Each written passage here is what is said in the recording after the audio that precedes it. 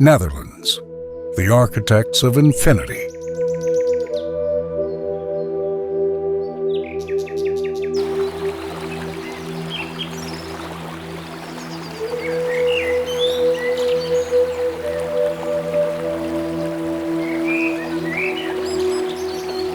This is the Netherlands, a nation that exists not by the grace of geology, but by the sheer, stubborn defiance of the human mind.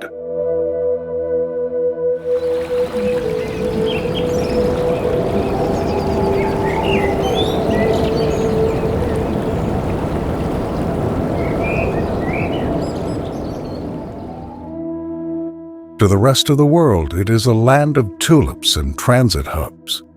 To the people who live here, it is a 400-year-old dare. Nearly a third of this country lies below sea level. If the pumps were to stop, if the dikes were to fail, the heartbeat of this nation would be silenced by the tide within hours.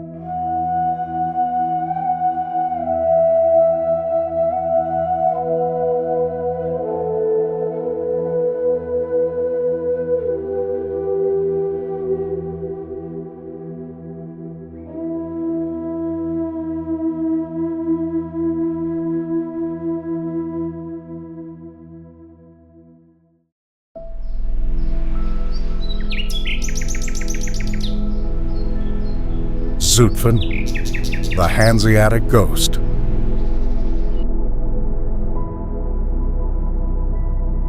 Our journey begins far from the modern neon of the Randstad, in the eastern province of Gelderland. Here lies Zutphen, one of the oldest cities in the Netherlands, a place where the stone seems to hum with the echoes of the Middle Ages. Known as a tower city because of its skyline of historic spires, Zutphen was a vital member of the Hanseatic League, a powerful medieval commercial and defensive confederation of merchant guilds and market towns.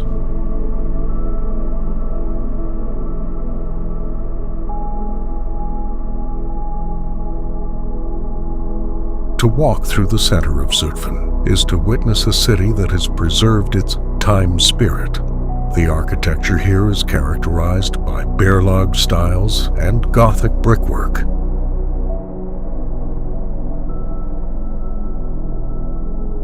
The most striking feature is the Librige, a 16th century chained library housed within the St. Walburgis church. It is one of only a handful left in the world where ancient manuscripts are still chained to wooden desks to prevent theft. A reminder that in the medieval world, knowledge was as precious and as vulnerable as gold.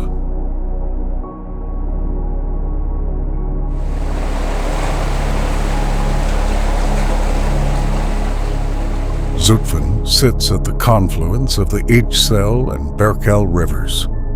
Its history is one of trade and fortification. The city walls, parts of which still stand, tell the story of a merchant class that had to be as ready for war as they were for business.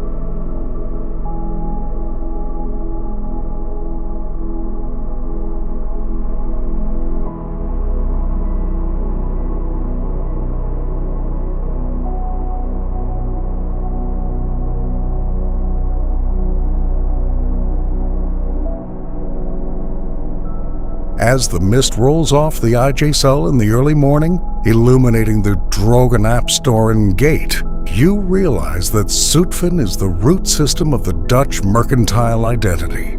It is where the rugged independence of the East began to flow toward the sea.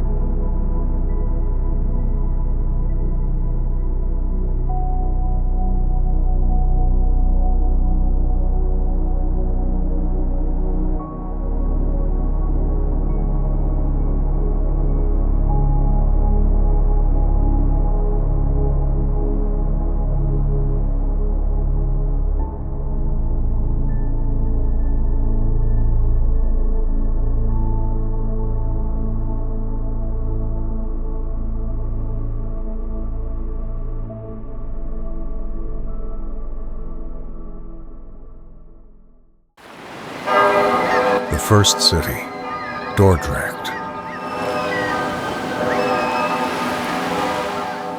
We move back toward the water to the province of South Holland to find Dordrecht, or Dort as the locals call it.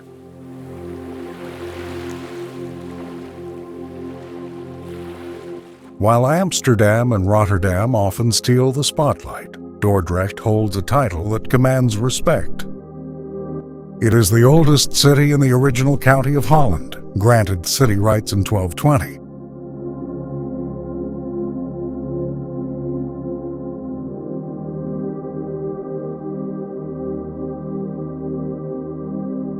Dordrecht is a city of water, but unlike the planned canals of Amsterdam, the water here feels raw and tidal.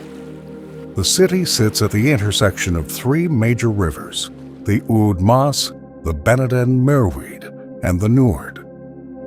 This three-river point is the busiest water crossing in Europe.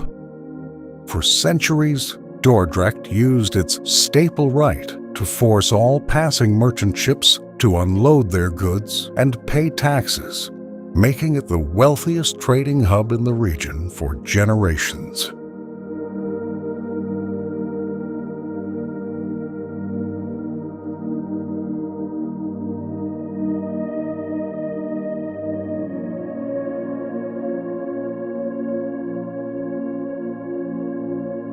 The architecture of Dordrecht is heavy, leaning, and magnificent. The Grote Kerk, with its famous unfinished leaning tower, dominates the harbor. Inside, the choir stalls are carved with scenes that celebrate the city's naval and merchant power. But Dordrecht is also a place of political gravity. It was here, in 1572, that the first free assembly of the states took place, a secret meeting that laid the groundwork for the Dutch Republic and the eventual independence from Spain. Dordrecht is the cradle of the Dutch state, a city that used the flow of the river to carve out a new nation.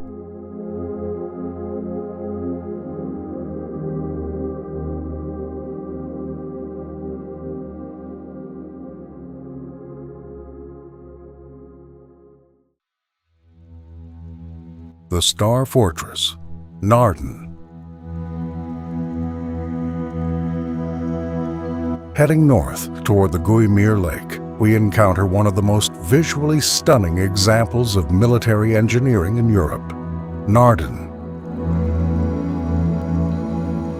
From the ground, Naarden is a charming town of brick houses and quiet streets, but from the air, it reveals its true form. A perfect, six-pointed star.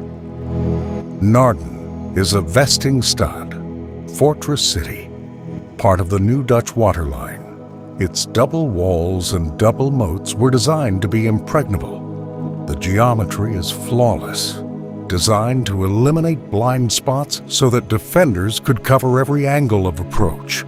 This wasn't just about stone walls.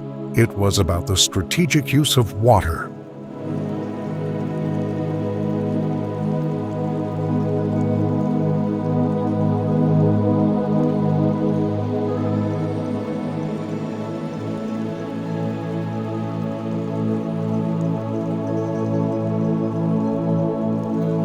The Dutch developed a system where they could intentionally flood vast tracts of land to a depth of about a foot, too deep for infantry to march through, but too shallow for boats to navigate. Walking along the ramparts of Naarden, you see how the Dutch turned their greatest threat, the water, into their most powerful weapon.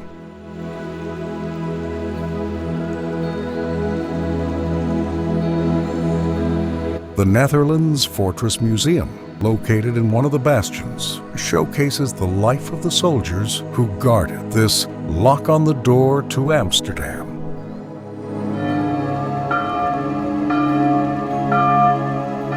Naarden is a testament to the mathematical precision of the Dutch mind, a belief that even chaos and invasion can be managed through superior design.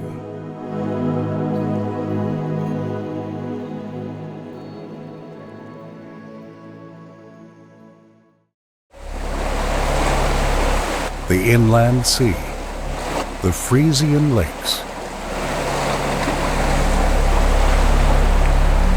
If the rest of the Netherlands is a masterpiece of control, the Friesian Lakes are a masterpiece of flow. This is a landscape where the boundary between land and water is a mere suggestion. Here, the architects of infinity didn't just build dikes. They built a culture that exists entirely on the water.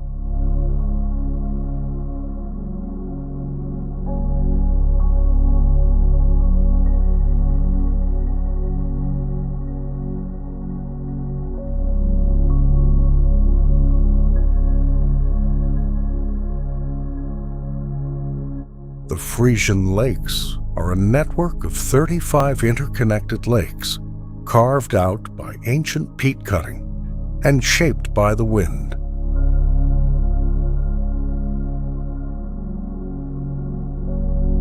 In the summer, this is the sailing capital of Europe. The Sneak Week Regatta transforms the horizon into a forest of white sails.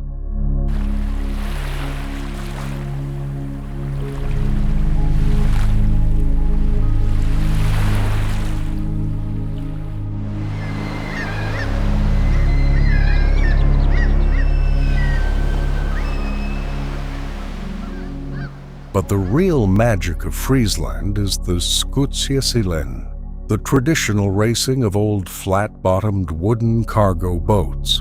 These vessels were originally designed to carry manure and peat through shallow waters. Today, they are the high-speed racing machines of a proud, independent people.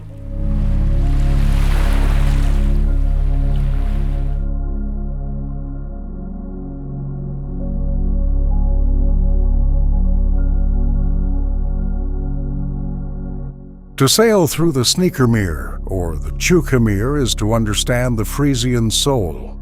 They have their own language, their own history, and a relationship with the water that is more intimate than anywhere else in the country. In the winter, if the frost is deep enough, these lakes become the track for the Elfsteden Tocht, the 11 Cities Tour, a 200-kilometer ice skating race that brings the entire nation to a standstill. Friesland is the cold heart of the Netherlands, a place where the water is not an enemy to be conquered, but a partner to be danced with.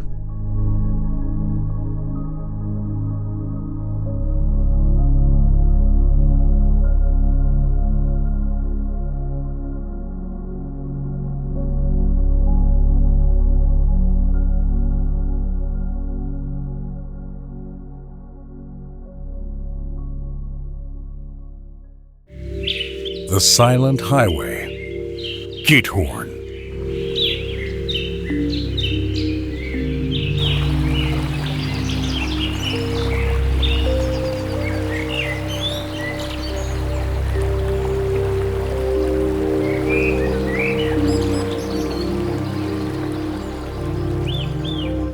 Traveling south into the province of Overijssel, the scale of the water changes. We move from the vast, wind-swept lakes to the intimate, mirror-still canals of Giethoorn, often called the Venice of the North. Giethoorn is perhaps the most peaceful village on earth. There are no cars here, no sirens, no exhaust. There are only 176 wooden bridges and a labyrinth of narrow waterways.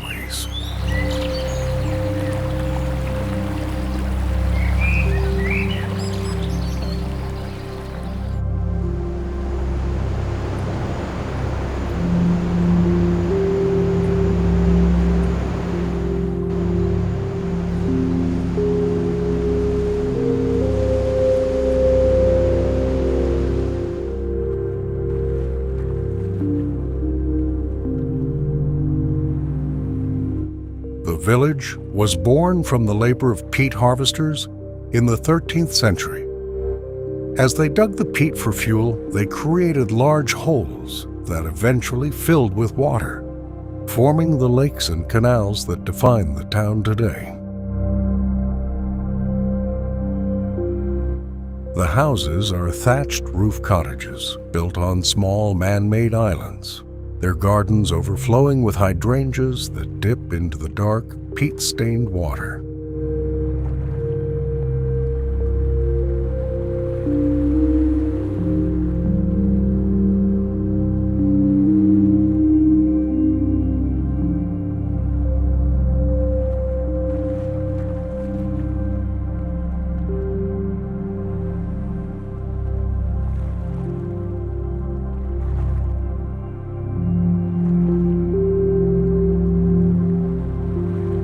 The only way to move through Giethoorn is by whisper boat, electric skiffs that glide silently past the docks and under the low bridges.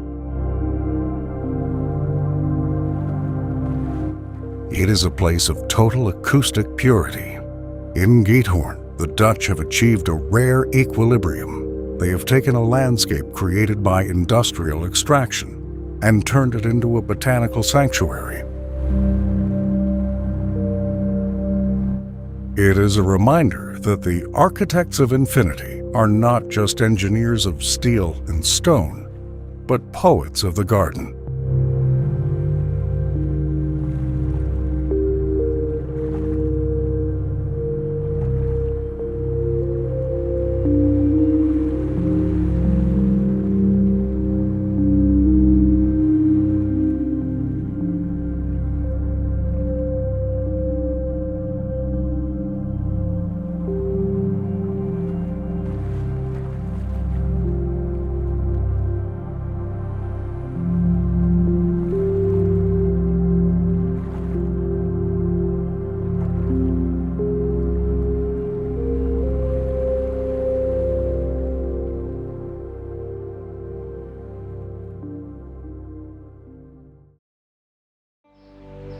The engineered spring, Keukenhof Gardens.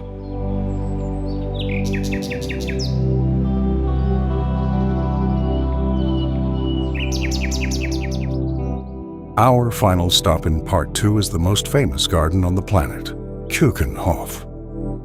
Located in the Bollenstreek, Bulb region near Lisse, this is where the Dutch celebrate their most iconic obsession. For 8 weeks every spring, Keukenhof becomes a kaleidoscopic explosion of 7 million flowers.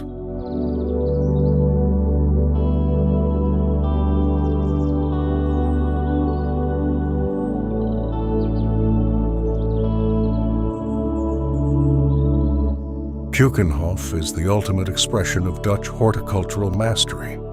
It is not a natural garden. It is a high-tech, precisely timed performance.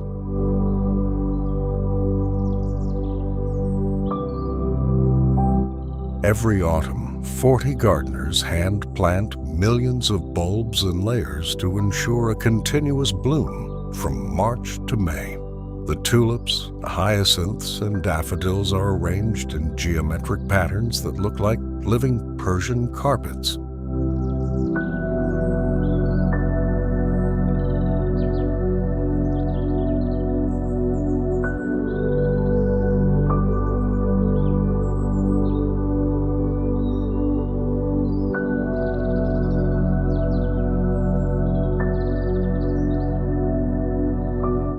This isn't just about beauty, it is about the green economy.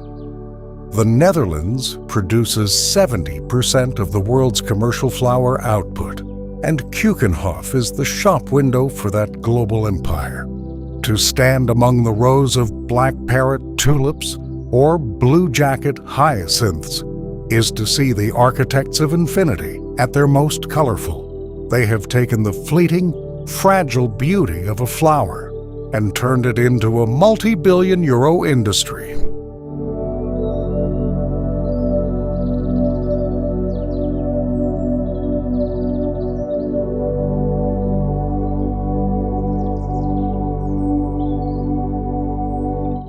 Keukenhof is the engineered spring, a place where man and nature collaborate to create a spectacle that defines the image of the Netherlands for the entire world.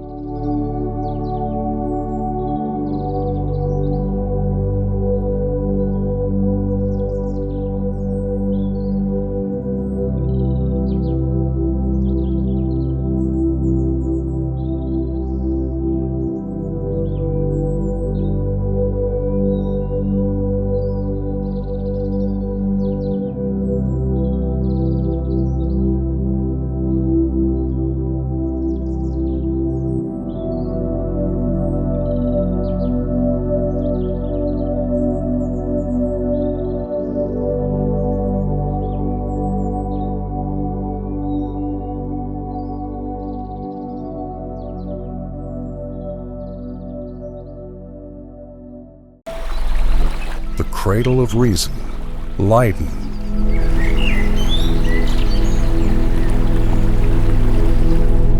A city that feels like a vast, open-air library. If the Netherlands has a brain, it is here.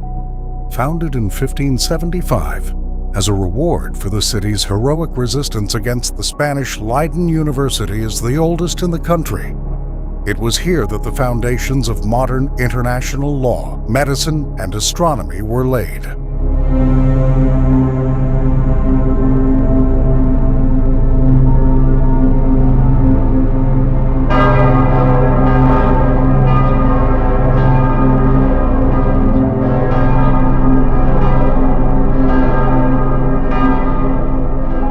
To walk along the Rappenburg, arguably the most beautiful canal in the world, according to 18th century scholars, is to walk in the footsteps of giants.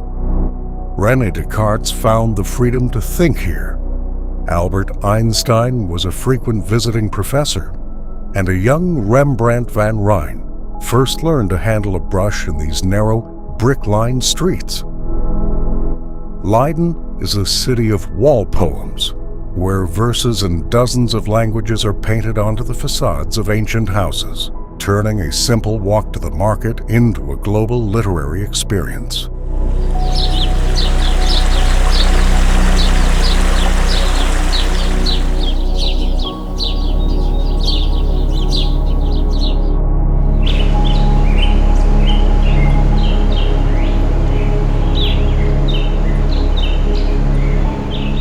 But Leiden's contribution to the world isn't just in books, it is in the very soil. The Hortus Botanicus, the oldest botanical garden in the Netherlands, is where the first tulip bulbs were planted in Dutch soil in 1593. Leiden reminds us that in the Netherlands, ideas and flowers are the most valuable exports.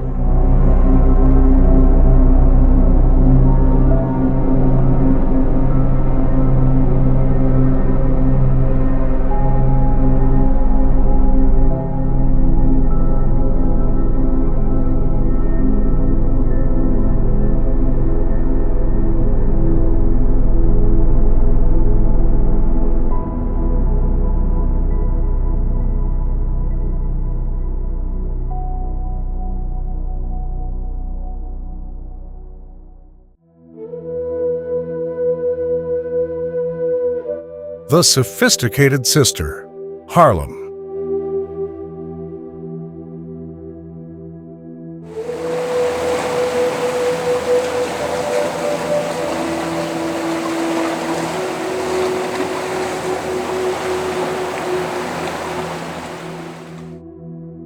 A short journey north brings us to Haarlem, a city that many call Amsterdam without the crowds. If Amsterdam is the pulse of the nation, Haarlem is its historical conscience. In the 17th century, Haarlem was one of the wealthiest cities in the world, a center for the textile and beer industries, and home to the master painter Frans Hals.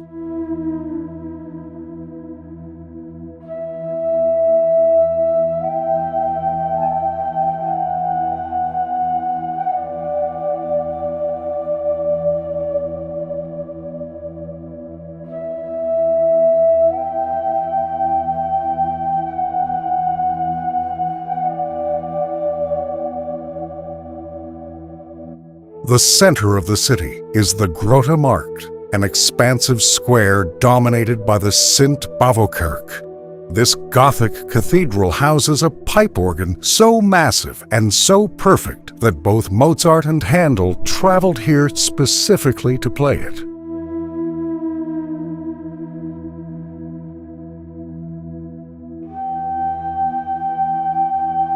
But the real soul of Haarlem is hidden behind its unremarkable wooden doors.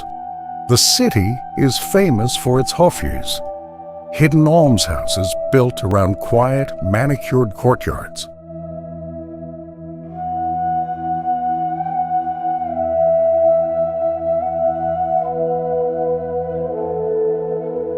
These were founded by wealthy merchants to house the elderly and the poor, representing the polder model of social welfare, centuries before it had a name.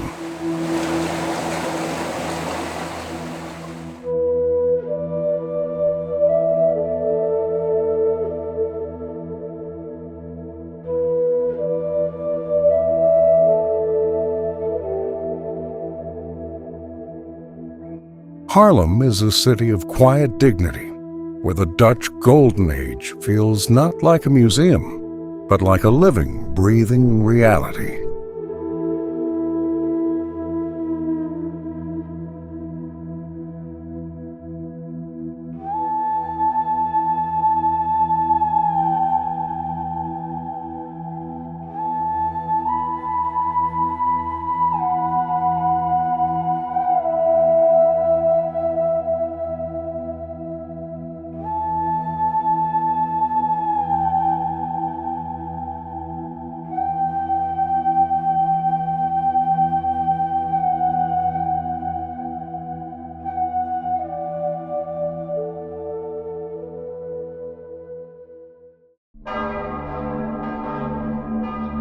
The porcelain soul, Delft.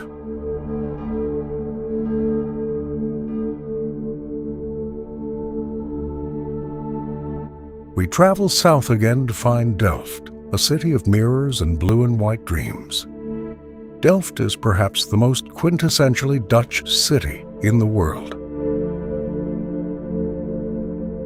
It is the birthplace of Johannes Vermeer, the painter of light, who captured the quiet beauty of these streets in his masterpieces.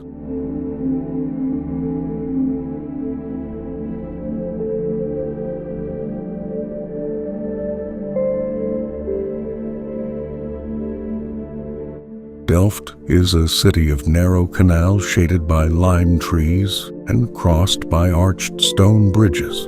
It is most famous for Delftware, Delft Blauw, the iconic tin-glazed pottery that attempted to mimic Chinese porcelain, but ended up defining the Dutch aesthetic.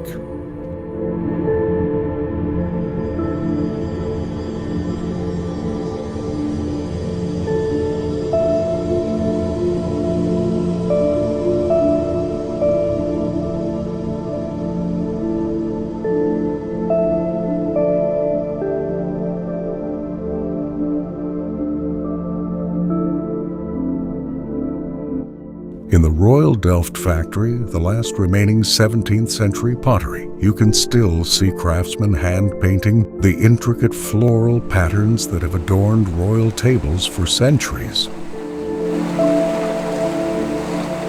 But Delft is also a city of gravity. In the Prinsenhof, you can see the bullet holes in the wall where William the Silent was assassinated. And in the Nieuwe Kerk, the members of the Dutch royal family are laid to rest in a crypt beneath a soaring spire.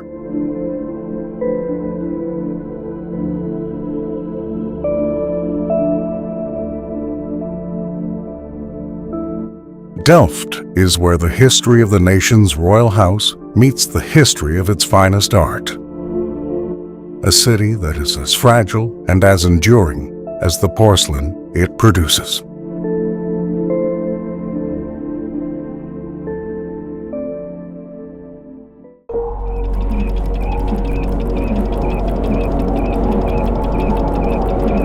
The veteran soldiers, Kinderdijk.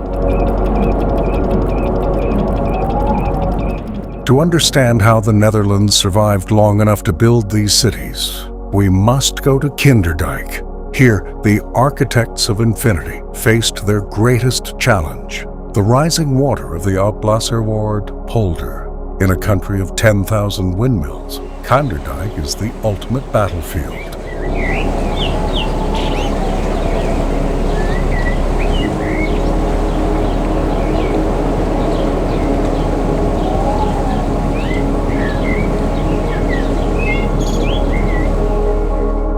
"19 monumental windmills stand in 2 perfect rows along the canal, their massive wooden sails turning with a slow, hypnotic dignity against the gray Atlantic sky.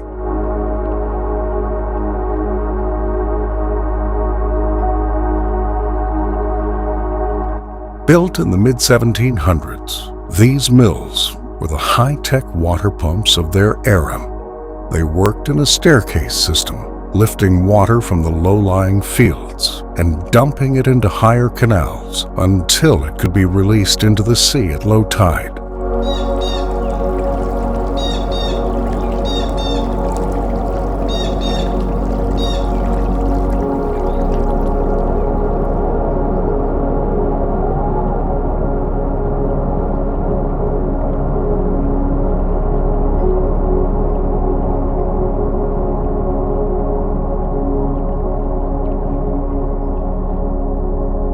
Standing on the narrow cycling path between the reeds, you realize the staggering scale of the labor. Kinderdijk is a UNESCO World Heritage Site, not because it is pretty, but because it is functional. These mills are veteran soldiers in a war that never ends. They are the physical proof that the Dutch didn't just find their land. They manufactured it out of the swamp with nothing but wood, wind, and sheer stubborn will.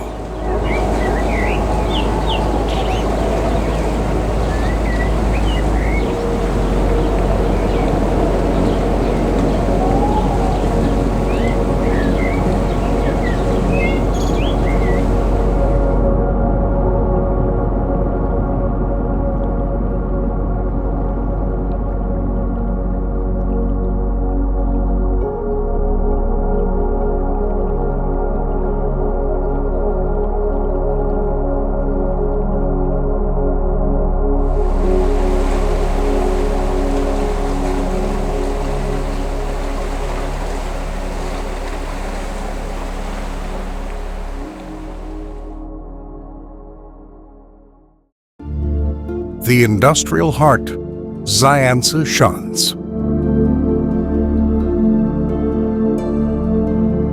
Just north of Amsterdam to Zaanse Schans. If Kinderdijk is about water management, Zaanse Schans is about the birth of the industrial world.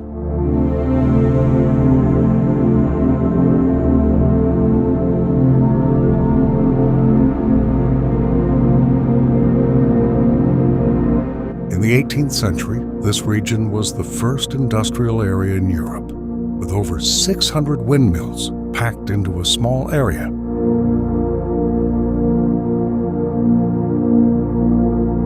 This was the world's first green energy hub. These weren't just water pumps, they were factories.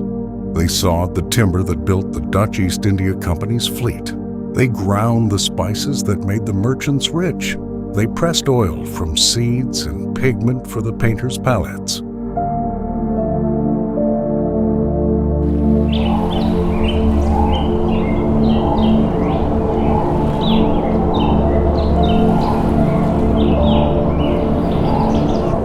Today, Zaanse Schans is a living history museum where the green wooden houses and rotating sails recreate the atmosphere of 1750.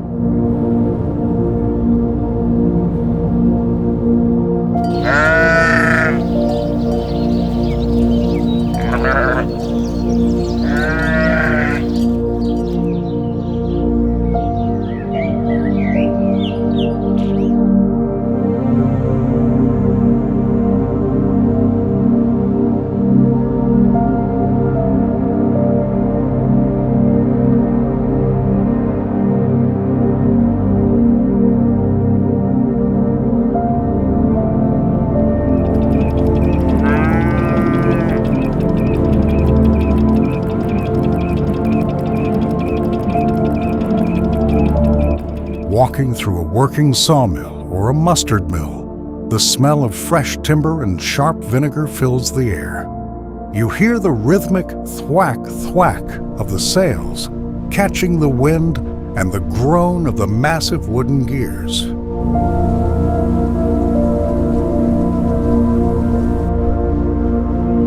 Zaanse Schans is the machine room of the Golden Age, a place where the Dutch proved that the wind could be harnessed to change the world.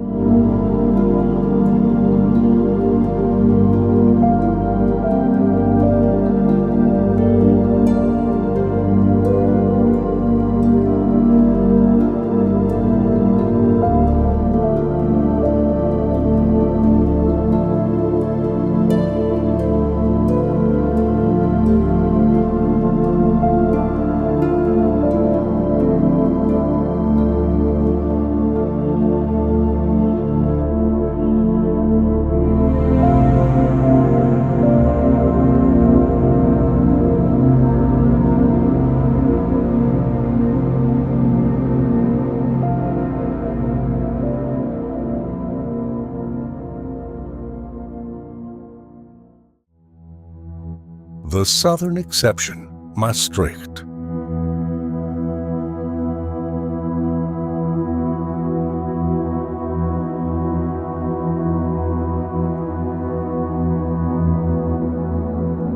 Tucked into a narrow finger of land between Belgium and Germany, here we find Maastricht, and suddenly the Netherlands feels different. The landscape is no longer flat. There are rolling hills. The buildings are not red brick. They are made of yellow marlstone. The canals have vanished, replaced by the wide, winding Meuse River.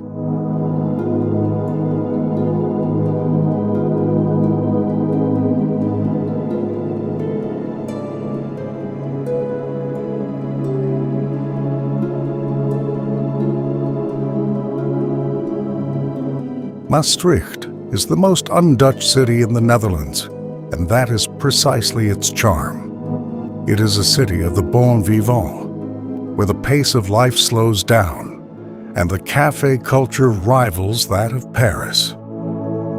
It is one of the oldest cities in the country, with Roman ruins buried beneath its chic boutiques.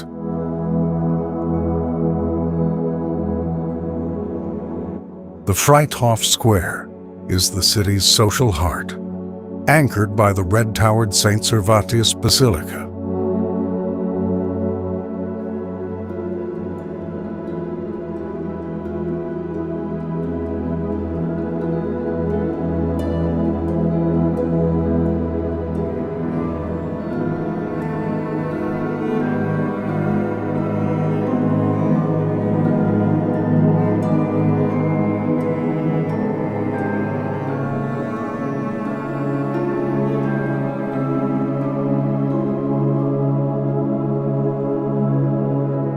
But Maastricht is also a city of global gravity.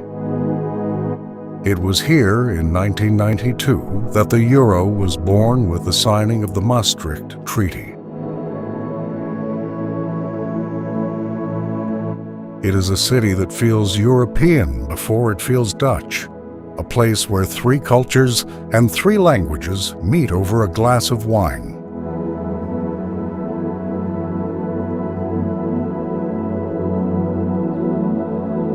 Maastricht reminds us that the Netherlands is not a monolith.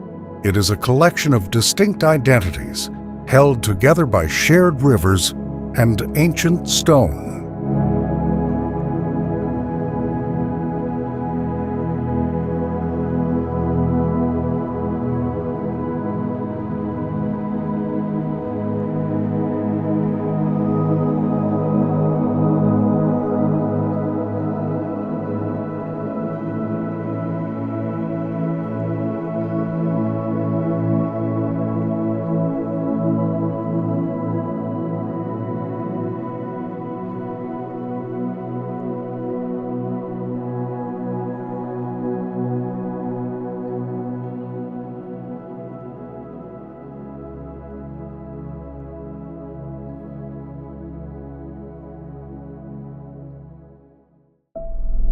The vertical heart, Utrecht.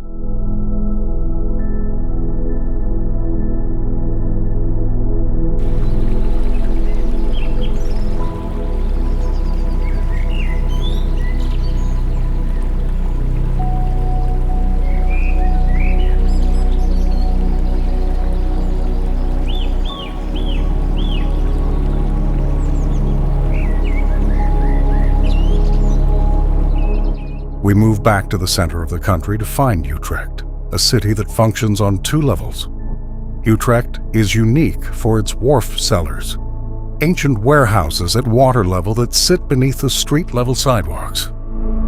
Nowhere else in the world do you see this tiered urban design.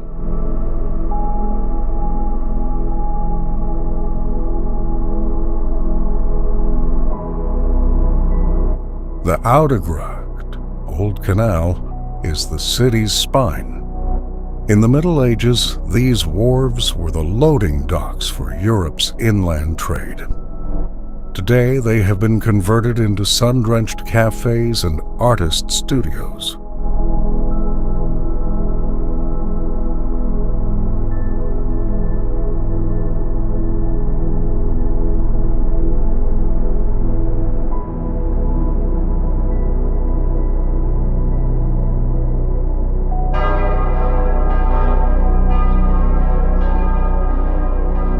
Towering over it all is the Dom Tower, the tallest church tower in the Netherlands.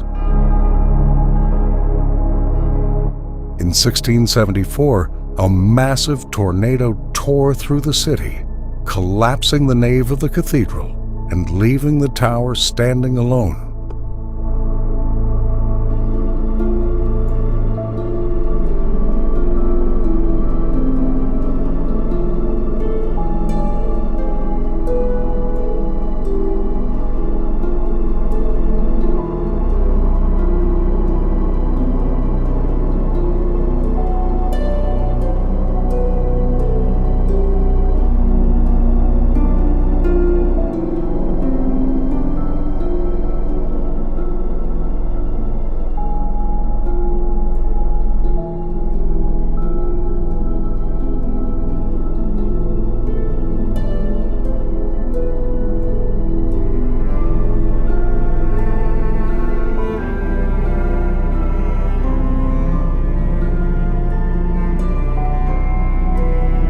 This missing middle is a metaphor for Utrecht itself, a city that has survived the whims of nature and turned its scars into its most iconic features.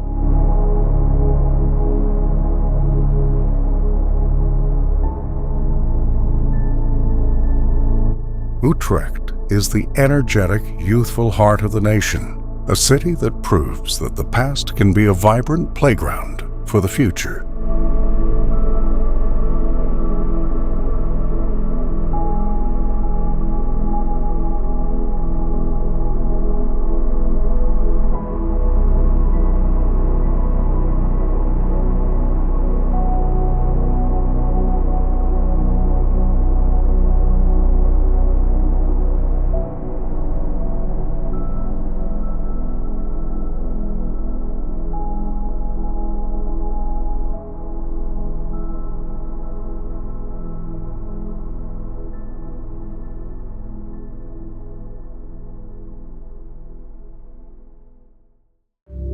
the royal diplomat, The Hague, Den Haag.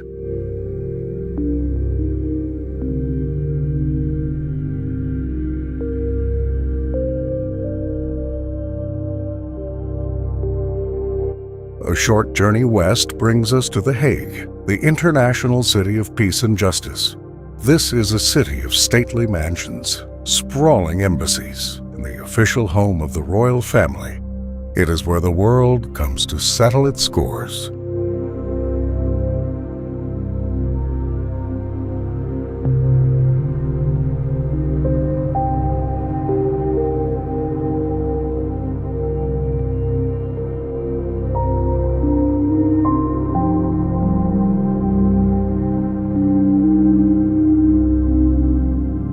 The heart of the city is the Binnenhof, a Gothic complex that has served as the center of Dutch politics for 8 centuries.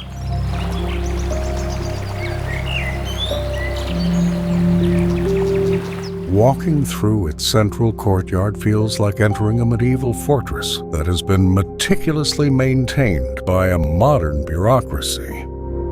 Next to it sits the Mauritshuis, housing Vermeer's girl with a pearl earring.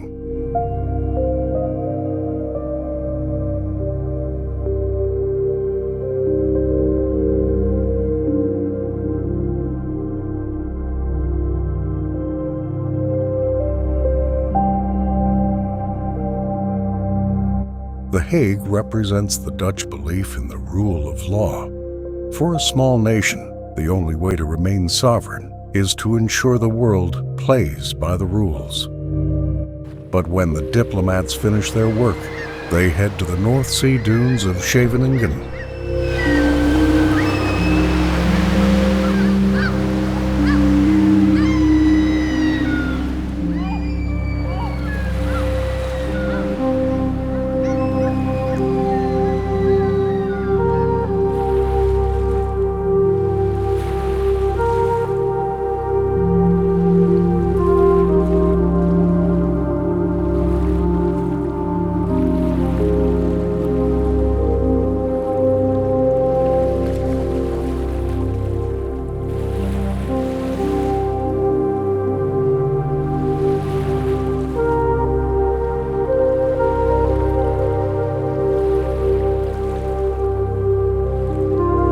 The Hague is a city that keeps its head in the law, its heart in the arts, and its feet in the salt spray.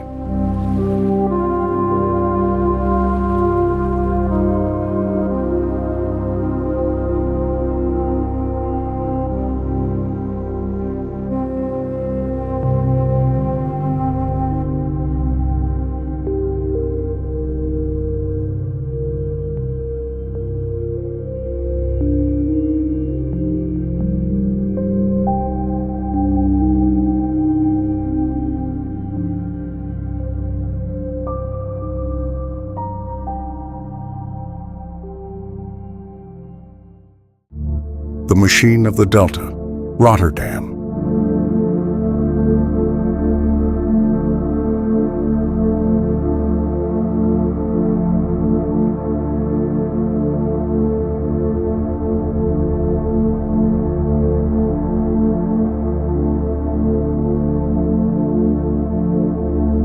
If The Hague is the past and the present, Rotterdam is the future.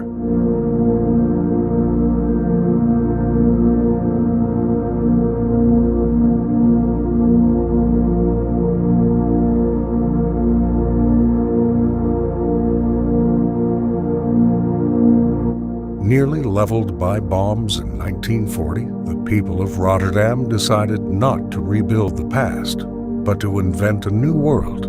The result is a laboratory of modern architecture.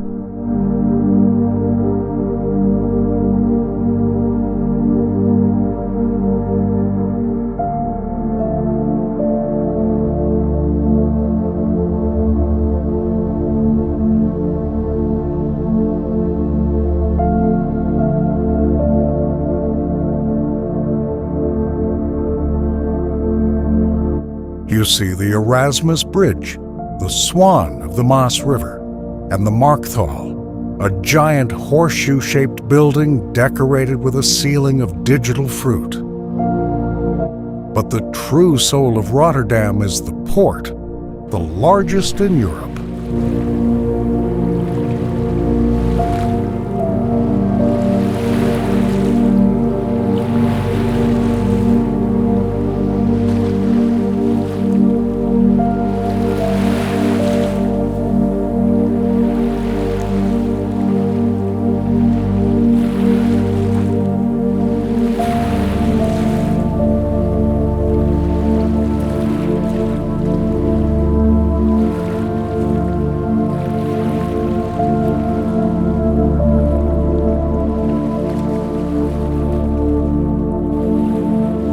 Stretching 25 miles toward the sea, it is a landscape of massive iron cranes and automated terminals.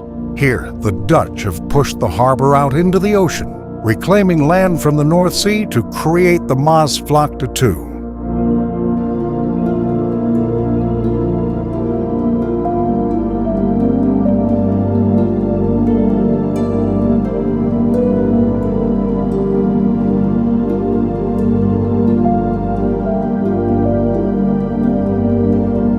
Rotterdam is the engine room of Europe, a city of no nonsense that proves the Dutch can build anything they can imagine.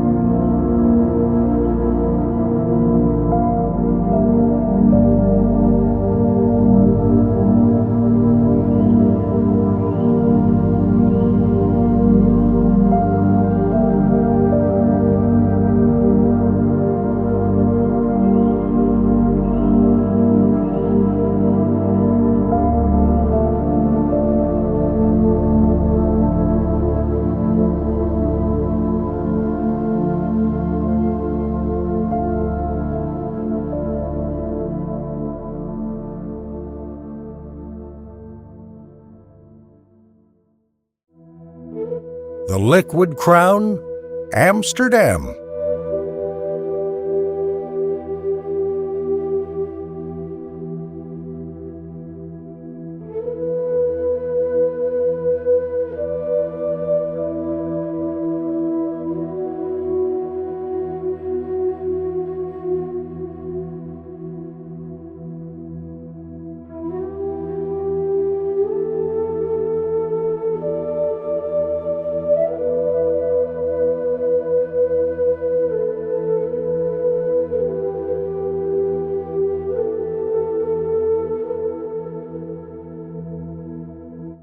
Finally, we arrive at the summit.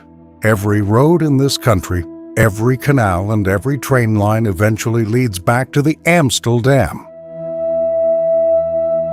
Amsterdam is the liquid crown of the nation. From the air, the city looks like a giant liquid spider web. The Grachtengordel, canal ring.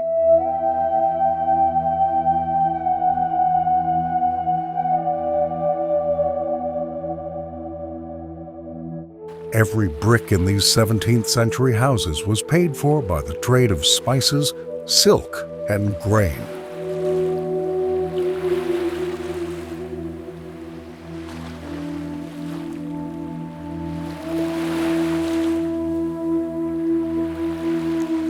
Amsterdam is a city built on 11 million wooden poles, driven deep into the peat. It is a city of 1,000 bridges and 1 million stories. From the hidden Our Lord in the Attic Church to the somber silence of the Anne Frank House.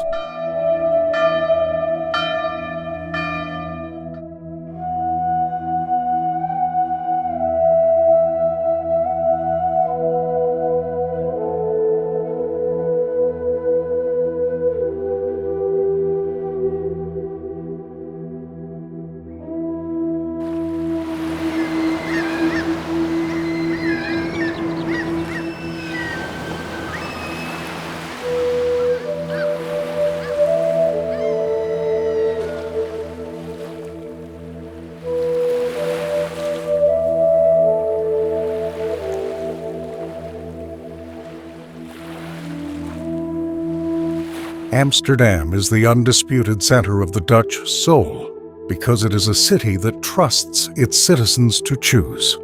It is a city where the king rides his bicycle to the palace and where the history of a Golden Age merchant is just as relevant as the code written by a modern software engineer.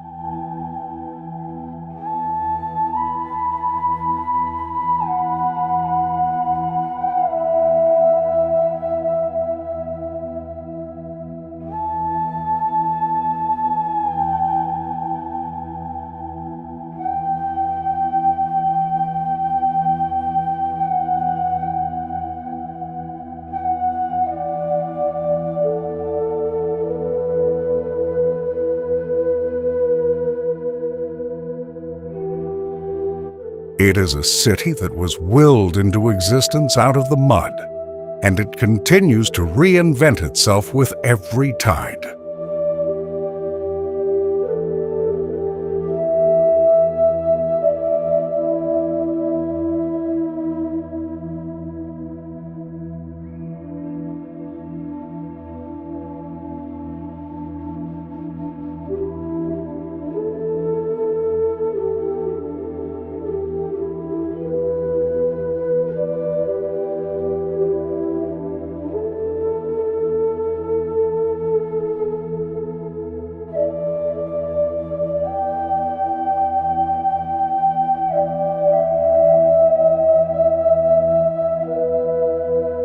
The grand design of the Netherlands is never truly finished. It is a work in progress, a masterpiece written in the water and the light. It is the eternal land of the architects of infinity.